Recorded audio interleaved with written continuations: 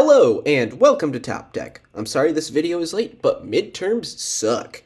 Anyway, it's time for another monthly meta breakdown, the continued series where you learn everyone is playing your most hated deck. Today, we look at the top 5 most popular decks in Standard, Pioneer, Pauper, and Modern. As always, timestamps for each format will be in the video's description. But now, instead of explaining that the Stonebrain picks are my choices for the best 3 cards in each deck in no particular order, instead of explaining that, I want to address a question left on my last meta breakdown. Rolando Domingo 1168 asked if I could put a deck list link in the video description. I thought that was a capital idea, but unfortunately, YouTube revoked my ability to do that a couple of weeks before Rolando made his comment. I also lost the ability to pin comments and give you noticeable chapters in the video progress bar. So, unfortunately, you will just have to go off the images of deck lists I put on screen. Also, in case you think the email has anything implied behind it, no, I have not received any strikes of any kind from YouTube. So this decision has caught me completely off guard. Now that that's out of the way, let's get into Standard. Starting us off as the 5th most popular deck, making up only 7.5% of the meta, we have Golgari Midrange. This deck has been around for a while now and essentially focuses on having better value cards than your opponent. This deck executes that game plan with value creatures like Preacher of the Schism and Mosswood Dreadknight. These are backed up with lots of removal, as well as the Planeswalkers Liliana and Vraska, the latter of which pairs sneakily good with the enchantment Innkeeper's Talent. Vraska and Talent on their own provide a sneaky win con. If you level up Talent all the way to level 3, Vraska can come down with twice as many loyalty counters as normal and immediately activate its ultimate ability. That ability gives your opponent 9 poison counters, which will be doubled by Innkeeper's Talent for a total of 18, thus winning you the game. The Stonebrain picks are Mosswood Dreadknight for its recursive card draw, Deep Cavern Bat for being the best hand attack in Standard, and Innkeeper's Talent for its protection, buff, and potential poison counter synergies with Vraska. Next up at number 4, making up 8.3% of the meta, we have a new deck in Rakdos Lizards. Most decks try to count to 20 once, but this one counts to 1 20 times. It's an aggressive deck that likes to deal damage by taking routine game actions. Play a land, Iridescent Vinelasher deals 1 to the opponent. Play a lizard, Gev Scaled Scorch deals 1 damage to the opponent. Attack with lizards, Hired Claw deals 1 damage to the opponent. Pair all of these up with lizards that provide card advantage or mana if an opponent lost life the turn they enter, and you have yourself an angry little deck. The other notable card in the deck is Cavern of Souls, the land that makes all your lizards uncounterable if mana from Cavern was used to play it. It's a great tribal strategy land, and it earns itself a Stonebrain pick alongside Vinelasher and Gev. Moving onward and upward to number 3, we have Dimir Midrange at 10.2% of the meta. Like Golgari Midrange, this deck tries to outvalue the opponent by playing strictly better cards. However, the deck is much more focused on creatures than its green counterpart. This deck also tends to play more on your opponent's turns with flash threats like Urtai, Tishana's Tidebinder, and Fairy Mastermind. The Stonebrain picks are Mastermind, since it provides card advantage at flash speed, Deep Cavern Bat for reasons discussed earlier, and Gix, Yawgmoth Praetor, for the card advantage it provides when an elusive threat connects with the opponent. Next, at number 2, we have Orzhov Midrange, making up a solid 10.6% of the meta. After 2 other mid-range decks, it feels a little difficult to say anything original about this one. This deck has been around for quite a while now. It's very similar to the other mid-range decks. It just uses more enchantments like Virtue of Persistence and more removal spells than the other ones. The newest addition to the deck is Beza, the Bounding Spring, a 4/5 for 4 mana that has the potential to make more bodies, gain life, or draw a card when it enters the battlefield. It is a great way to equalize the board state. I chose Beza as a Stonebrain pick for the reasons I just mentioned, Deep Cavern Bat because of the hand attack, and Preacher of the Schism for drawing cards and making life-linking dorks. And now, the number 1 deck in Standard at 22.2% of the meta, we have Gruul Prowess.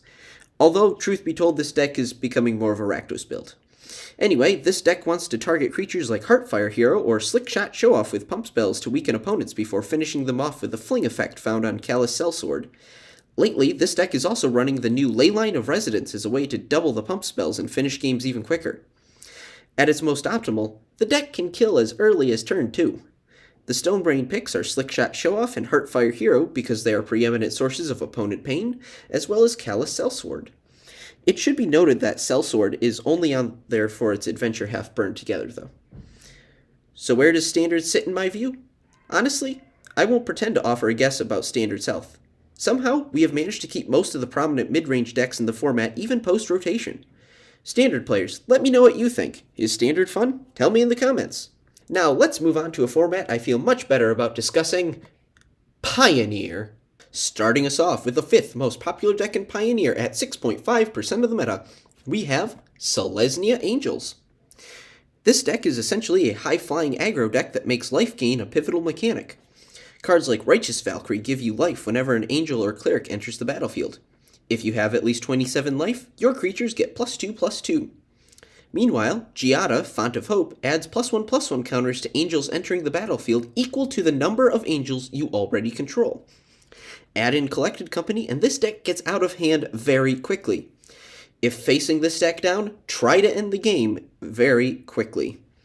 The Stonebrain picks for this deck are Giada and Valkyrie, as well as Resplendent Angel, a 3/3 that can make additional bodies on your end step if you gain 5 or more life on your turn. By the way, that's really easy to do. Next up, as the 4th most popular deck in Pioneer, making up 9.3% of the meta, we have Jund Sacrifice. This deck is really a Rakdos Sacrifice deck that added Igra, Eater of All for a surprise combo kill. The combo is, if you have Igra and a Cauldron Familiar on the battlefield, and another Familiar in the graveyard, you can infinitely loop your little kitties to drain your opponents for an infinite amount of life. If you want to see that combo in action, please check out my video that should be visible for you in the upper right-hand corner somewhere over here at your leisure. Alright, back to this deck. The heart of this deck revolves around sacrificing as much of your deck as possible for value. It includes the ever-popular Cat Oven combo that loops Cauldron Familiar through Witch's Oven every turn to drain the opponent for 1 life a turn. It also runs Mayhem Devil to turn all your sacrifice into damage that you can throw wherever you choose. Meanwhile, Deadly Dispute and Fable of the Mirror Breaker are employed for card selection and card advantage. It's a solid deck, and I really like it, personally. The Stonebrain picks are Cauldron Familiar, Mayhem Devil, and Fable of the Mirror Breaker. And now, the number 3 deck in Pioneer, making up 10.4% of the meta, we have the ever-classic Azorius Control. When people talk about fun, this deck barges in and puts an end to it. It controls the board with counterspells and sweepers, only pausing to play the occasional Planeswalker. The deck relies on its Planeswalkers for wins, namely the Wandering Emperor and Teferi, Hero of Dominaria. Emperor makes bodies, snipes opposing creatures, and buffs your token dorks. Teferi, on the other hand, keeps your hand full and your mana open, so you can play big sweepers and still hold up counterspells when your opponent tries to rebuild. The Stonebrain picks are therefore, unsurprisingly, Teferi, Emperor, and Memory Deluge. Deluge is a premier source of card selection, and is therefore worth a Stonebrain pick. Moving on to the 2nd most popular deck in Pioneer at 12.5% of the meta, it's my favorite deck of all time. Is it Phoenix? This deck tries to fill the graveyard early with namesake Arclight Phoenixes. Play 3 instant sorceries on your turn before combat, and each Phoenix comes back from the graveyard to the battlefield as a hasty flying 3/2. Reanimating Phoenixes early in the game quickly puts your opponent on the back foot. The rest of the deck is cheap draw spells and cheap burn spells to keep your hand full and your opponent's board empty. Apart from Phoenix, the card to watch for in this deck is Treasure Cruise. Treasure Cruise allows you to delve away cards in your graveyard to draw 3 cards for potentially only 1 blue mana. It is easily one of the most powerful cards in Pioneer. Cruise is easily worthy of a Stonebrain pick alongside Phoenix. The 3rd Stonebrain pick is still Ledger Shredder, a flyer that connives whenever a player casts their 2nd spell each turn. It can put Phoenixes into the graveyard as well as become a sizable beater in its own right. This is especially true in the mirror match when sometimes the winner is just the player with the biggest bird. And now, the number 1 deck in Pioneer at 18.6% of the meta, we have Rakdos Aggro. If you are a standard player and want to get into Pioneer, this is the deck for you. It is very similar to the standard deck at the top of its meta. Like its standard counterpart, this deck wants to hit the opponent early and hard with aggressive creatures on steroids, pump spells, When the opponent's life total is low enough, the adventure on Callous Sellsword can fling a big threat at the opponent to win the game. The Stonebrain picks are aggressive creatures Heartfire Hero and Slickshot Showoff, as well as Sellsword for its adventure half. So, what are my thoughts on Pioneer? Personally, this is probably the best time in about a year to get into the format. It is very healthy right now. The top of the meta is rather diverse. We've got control decks, we got combo decks, we got aggro decks, and we've got a whole suite of decks, and it's very, very exciting. That is so refreshing after months upon months of vampires. So, if you want to play Pioneer, hop on in. The meta's fine.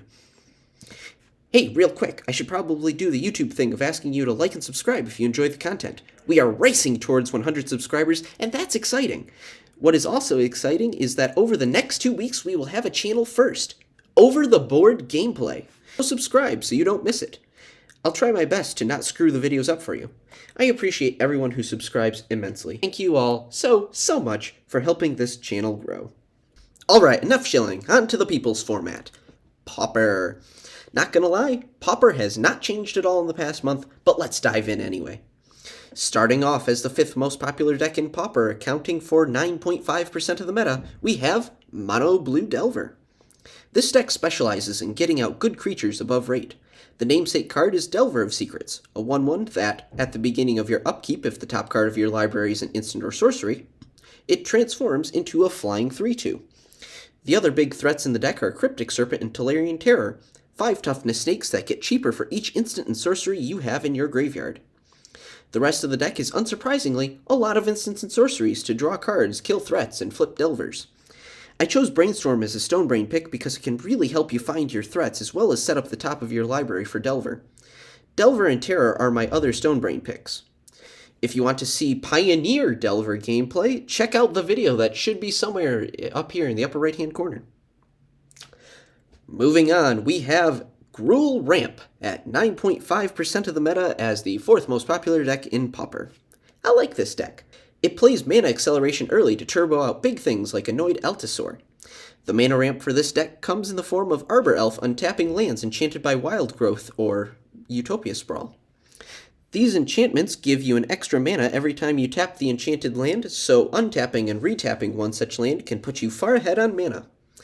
The Stonebrain picks for this deck are Utopia Sprawl, Arbor Elf, and Avenging Hunter.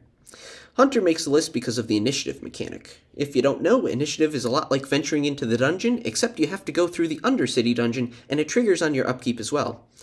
There once was a Pauper deck that basically just ran through the trap room of the Undercity dungeon to make the opponent lose 5 life over and over again until they lost, and most of the cards from that deck are banned now, but initiative is still powerful enough to earn Avenging Hunter a Stonebrain pick. And now, the 3rd most popular deck in Pauper, surprisingly down from the number 1 spot, is Brood Scale Combo at 13.4% of the meta. To cut right to the chase, here's how the combo works at its quickest. Turn 1, land, pass. Turn 2, Basking Broodscale, a creature that makes Eldrazi spawn tokens when it gets a counter. Turn 3, put Sadistic Glee on Broodscale so it gets a counter whenever a creature hits the graveyard from play, then use Broodscale's adaptability to give itself a counter. You make a spawn that you immediately sacrifice to make mana, Glee gives Broodscale another counter, and you make another spawn, and next thing you know, you have instant ETB, death, sacrifice, mana, counters, basically any trigger you can think of. There are a few ways this deck finishes, but my personal favorite is playing Energy Refractor to make infinite colored mana so you can play Nadier's Nightblade. However, a lot of decks are now finishing with Makeshift Munitions instead. This deck changes its finisher what feels like every month, and you can probably find other ways that fit your play pattern better. The Stonebrain picks are Deadly Dispute, Sadistic Glee, and Basking Broodscale.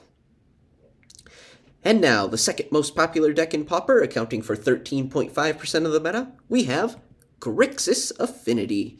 This deck throws as many artifacts onto the battlefield as possible to make future spells cheaper or free altogether by using the namesake Affinity mechanic. Affinity is easier to achieve than you might guess since all of the lands in the deck are also artifacts, and so they both cheapen and pay for the Affinity cards. The 2-colored bridges are constantly on the Pauper Committee's banning watchlist for that reason. Meanwhile, other cards like Blood Fountain and Deadly Dispute make artifact tokens as part of their other effects. Grixis Affinity is very powerful and very synergistic. The Stonebrain picks for this deck are Mirror Enforcer, Deadly Dispute, and Galvanic Blast. Mirror Enforcer is a 4/4 that you have the chance of casting for free. Deadly Dispute provides card advantage along with a treasure, and Galvanic Blast is often a better burn spell than Lightning Bolt since you very often control at least 3 artifacts. And now, the deck that's back on top of the meta and is probably never going to die, we have Burn! This deck is the simplest to explain and great for new players. You pair cheap red threats with cheap red Burn to close out games as quickly as possible. Burn as an archetype has been around since the game's inception, and that makes it older than Pulp Fiction, Jurassic Park, and the George Foreman Grill. Like any quintessential red deck, Burn tries to win with lots of little creatures and finishes off opponents with direct damage spells like Lightning Bolt. The Stonebrain picks for this deck are Lightning Bolt, Goblin Bushwhacker, and Goblin Grenade. Bolt is the standard for burn spells. Bushwhacker can pump your entire attack force by +1/+0 and give them haste if it enters the battlefield kicked. And Goblin Grenade, if you sacrifice a goblin, can deal enough damage to handle almost any threat in Pauper, or just simply win the game. So, Pauper thoughts. Honestly, it's hard to have new thoughts about this format since it isn't changing. The top of the meta is just cycling through it in popularity, and the new sets don't seem to be changing anything much at all. Hopefully, as Duskmourn cards become more circulated, this changes. Anyway, speaking of formats that really haven't changed in the past month, let's move on to Modern.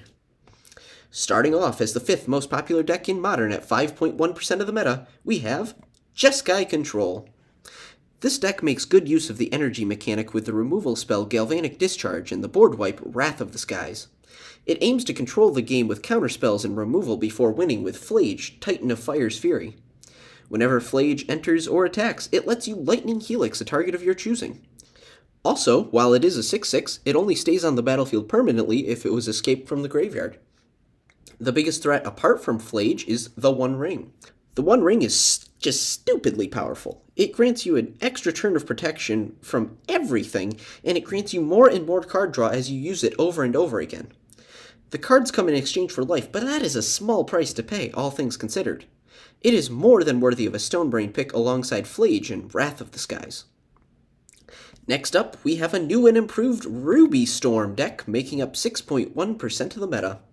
Ruby Storm uses the Storm mechanic on Grape Shot to win the game. This deck uses the cost-reducing effects of Ruby Medallion and Ral, Monsoon Mage, to play as many spells in a turn as possible, i.e. upping the storm count. It employs ritual effects to make extra mana and cards like Ren's Resolve to keep the cards coming. After enough spells have been cast in a turn, you play Grape Shot. Grape Shot deals 1 damage to any target and gets copied for every spell played that turn. This will be enough to kill your opponent on the spot, potentially as early as turn 2. The new innovation for this deck is that it started playing Questing Druid for its adventure half, Seek the Beast, in order to keep the cards flowing.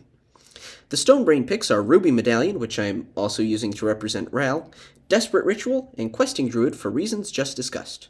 Moving on, we have the second energy deck we will discuss today. We have Mardu Energy at 8.8% of the meta. This deck uses energy to boost creatures, play extra spells, and make your opponent sad. The big energy producer of the deck is Guide of Souls, which gives you an energy and a life whenever a creature enters under your control. Furthermore, whenever you attack, you can spend 3 energy with Guide to give a creature 2 +1/+1 counters and a flying counter. Keep in mind, Guide of Souls is a 1-drop.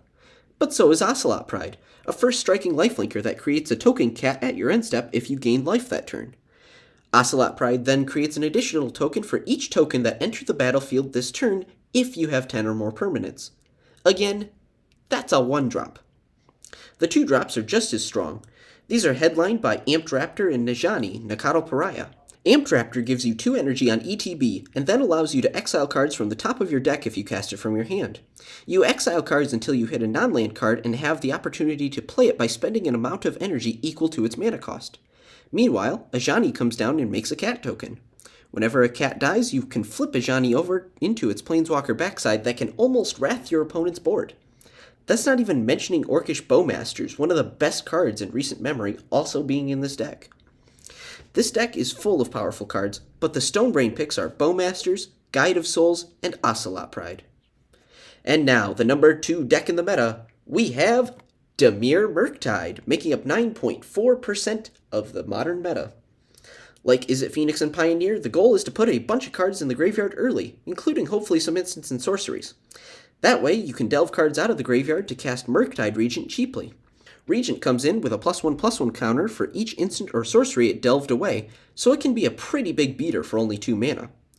The other creatures in the deck are Orcish Bowmasters and Psychic Frog.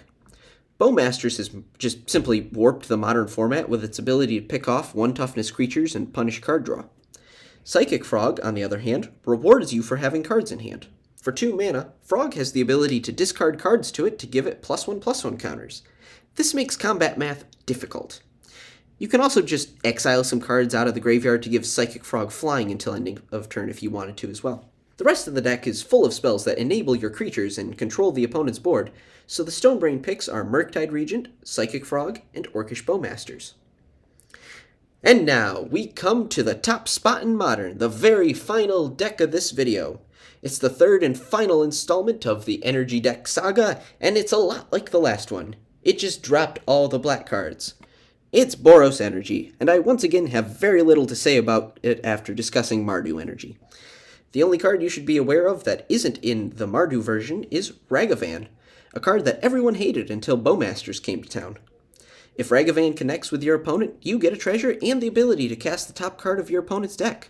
Apart from the monkey, I already explained the deck just a few moments ago. It would be pretty silly and a waste of your time for me to keep talking about it. Therefore, the Stonebrain picks are Guide of Souls, Ajani, and Ocelot Pride for reasons mentioned in the Mardu Energy section of this video. My thoughts on Modern as a whole are as unchanging as the format. Energy is the top dog, and it probably won't change for months, if not years, at a time. That is, unless a random card from a standard set breaks the format wide open, but that is super unlikely these days. I'm pretty happy that Dimir Murktide has the power to keep up with Energy, though. I wonder if it will eventually overtake Boros Energy for the top spot, but we'll just have to wait and see, I suppose. Well, that's it for me, apart from my encouraging you to like and subscribe. Also consider checking out The Jankyard, link in the video description. I saw one of their videos describing a super wild Pioneer combo deck revolving around Combat Celebrant, and it was very obvious they don't have enough subscribers for how well they understand Magic the Gathering. So check them out as you scroll down to subscribe to my channel. That's about it. Have a great day, everyone. See you around.